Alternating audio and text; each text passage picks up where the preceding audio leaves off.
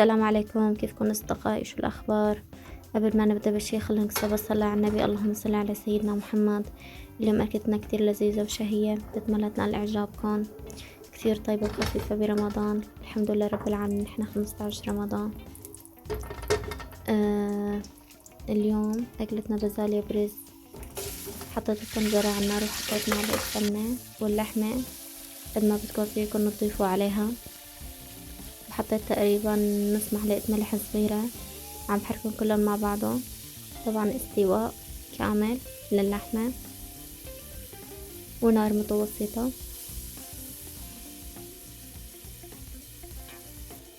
هوني استوت عندي اللحمة. ضفت لها البازلاء، هي جايبتها انا مفرزة خالصة ما شاء الله على لونها خضرة. وهوني بدي نقع رز مشان البازاليا. حطيت تقريبا الا 3 كاسات، يعني تقريبا، يعني ما كترت كتير. مثل ما بتعرفوا رمضان، سبحان الله، رمضان خيره كتير، الواحد بياكل لقمتين بيشبع. وحطيت اصدقائي كمان نص معلقة ملح صغيرة.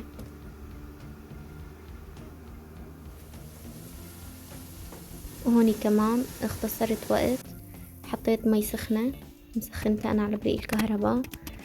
واصدقائي كمان انتوا اكتبوا لي بالتعليقات شو بتحبوا تاكلوا جنب البازاليا برز. انا بحب اكل جنبها صراحة سلطة، عائلتي بتحب تاكل جنبها لبن. هلا بدي زبط ملح للبازيلا. حطيت مكعب ماجي، وطبعا مكعب ماجي حسب الرغبة، موجود ما موجود كيفكم. انا حبيت احط الله. وحطيت كمان نص معلقة ملح. انتو يمكن بتشوفوني اني انا عم كتر ملح، بس الملح اللي عندي ما بملح كتير. وفلفل حسب الرغبة، انا حطيت نظريا. ومنحركن كلهم هيك مع بعضهم، ولبين ما تغلي شوي البازلاء تتعقد هيك تضغب بالملح. حبيت صول الرز. في عالم بتقول تصويل، وفي بعض عالم بتقول اغسل الرز. مثل ما بتعرفوا الرز بقلبه الشاي مشان لا يدبق معانا. نغسله اقل شي 3 ادوار بكفي.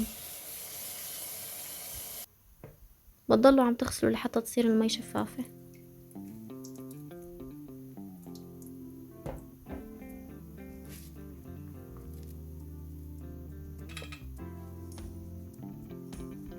وانا هلا بدي اخد شوية بازاليا، بدي احطها مع جناب.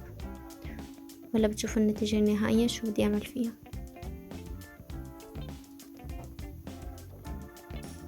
ما شاء الله لون البازاليا لونه اخضر مثل الزيز. بصراحة انا عندي معلومة صغيرة عن البازاليا عشان تضل معكم خضرة، بس اهم شي ما تغطوها بدايتها، ما تغطوها هي عم تغلي. بعد ما تحطوا الرز اجباري شفتوا لازم تغطوه عشان يستوي الرز. بيضل لونه اخضر بدايته، بس انا حطيته له غطا بتصير لونه اصفر. ومنحركه كله مع بعضه. انا عم فرجيكم قديش حطيت مي. طبعا المي حسب نوع الرز اللي عندكم اياه وحسب كمية الرز. هون غلي معانا، غطيته. والنار لا عالية كتير ولا واطية كتير، متوسطة. هون اصدقائي لبين ما تستوي الطبخة عم فرجيكم انه انا بساوي كل شي اول باول، ما بخلي شي عندي يتكارم، بجلي اول باول، ضل عندي المطبخ نظيف. وهذا القالب الكيك هلا بدكم شو. هوني عم بستنى الاذان لحتى يأذن.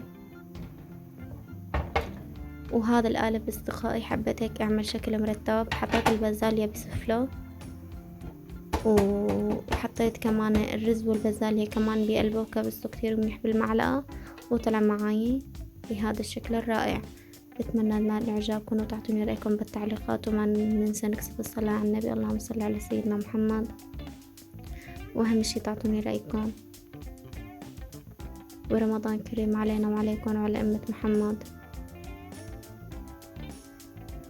والسلام عليكم.